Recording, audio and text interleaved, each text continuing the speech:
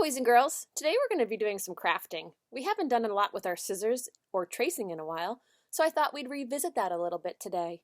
You're going to need some paper. You have been given white paper that mommies or daddies can cut into smaller sizes, or you can use the big size that's already in your May bag. You're going to need scissors that were sent home a long time ago, but I bet you can find them. You're going to need some crayons, and then I would love it if you had a pencil. If you don't have your fat pencil from way back in March, that is okay. You can use something else in your house, because when I do my activity on my easel today, I'm going to use a black Sharpie marker so that you can see it. I don't recommend that any of my 4- and 5-year-olds use permanent markers on anything because I have a feeling that it could get all over the place. But I'm going to use this today, boys and girls, so that you can see the lines. So the last thing you're going to need is something to trace with. And today we're going to make a sunshine. One reason we're going to make a sunshine is because it is a rainy day at my house and I want to hang a sun on my window and pretend that it's sunny out right now because I love the sun. I'm going to use a container that looks like this. Just a round container that was in my kitchen. You could use a lid. Anything that's round that your child can hold and keep in place. The bonus about using a container like this is it has a big surface area to hold on. And when you do it, your child is going to hold it still and then trace around with their pencil. Now mine has a little bit of a lip on the outside for like a handle, so my circle won't be perfect, boys and girls, but that's okay. See how I'm moving my pencil and not the container? And the hand that was holding my container didn't move at all.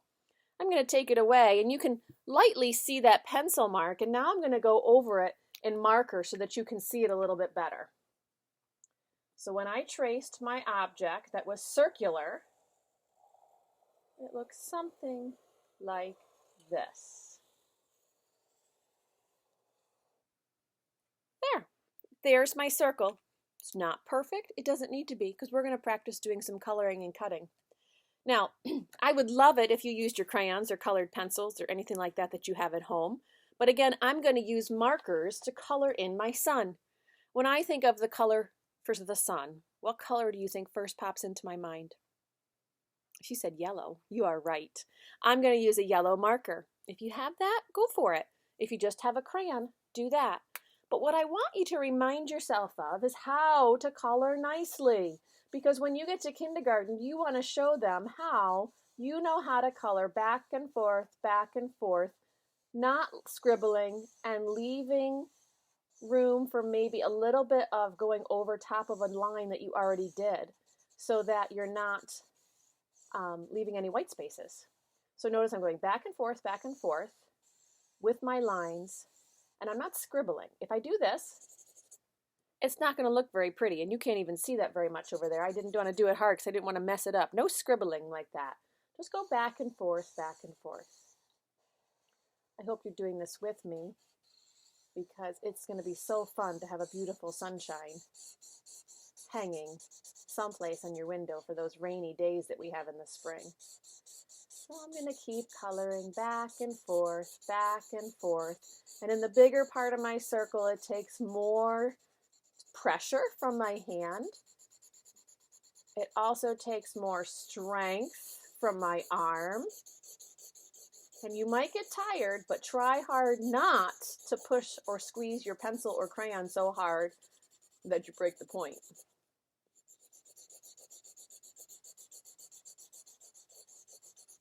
Coloring with markers is tricky. You're going to have some art teachers in the future that are going to tell you markers are for outlining, not coloring. And I kind of agree with that, except for the point right now that I want to show you a nice, beautiful yellow circle. Now, I went out of the lines a teeny bit on the outside because I was rushing, to be perfectly honest with you. I hope that you are not rushing because you can pause this video to finish your coloring anytime you need to. The other thing, though, is if you go a little bit out of the line somewhere, it's okay because we're going to cut this circle out. So when you are done coloring it, I would like you then to make sure your scissors are handy. And we're going to use our scissors. Now, we haven't talked about our scissor grip in a long time, so I want to remind you that your thumb goes in the top hole, and that your other fingers go on the bottom. And you go open, close, open, close. I'm going to take my sunshine down off my easel now.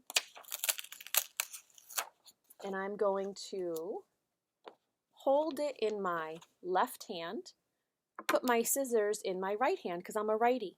All the children in Mrs. Anderson's pre-K classroom at Bush Elementary School are righties. So you can all do the exact same thing. Parents, if you're around and your child's not holding the scissors right, please pause the video and correct them.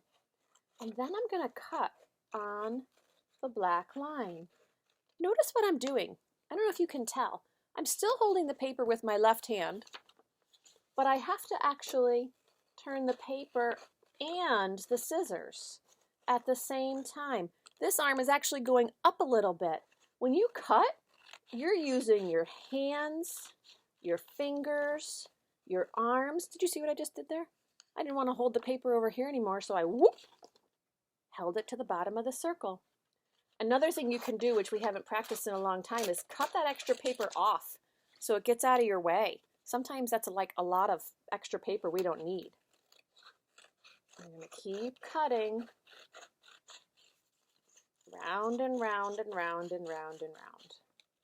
When I have it all done, you're going to have something that looks a little bit like this. Now, because I have that black line on there, I'm going to, you know me, I like to have things look nice and neat. I'm going to trim that a little bit. So I'm going to trim that off right now because I don't want to see that black line on my sunshine. There, I think I have the rest of it off. Now, this really just looks like a yellow circle. To make it a sunshine, we get to do a little snipping, and this is how it works.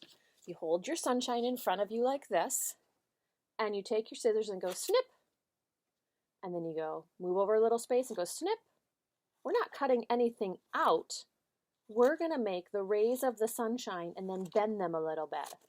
So we're doing a lot of snipping in. This is great practice for our fine motor skills, parents. Cutting anything like this, whether it be other pieces of paper that are green to make grass, or just cutting pieces of paper apart, are great skills to strengthen our hand muscles. Can you tell how it's starting to look? Do you see those rays of sunshine? It's going to be beautiful when we're done.